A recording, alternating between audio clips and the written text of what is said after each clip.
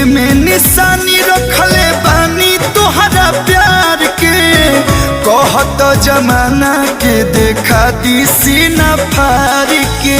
केहू पागल कही केहू आशिकाना कही, आज हम कहतानी कल जमाना कही। अरे तू भले केहू और के हो जा, लेकिन हमके लोग तोहरे दीवाना कही। दिल में निशानी रखले बानी तोहरा प्यार के। कहत जमाना के देखा दी सीना फाड़ के।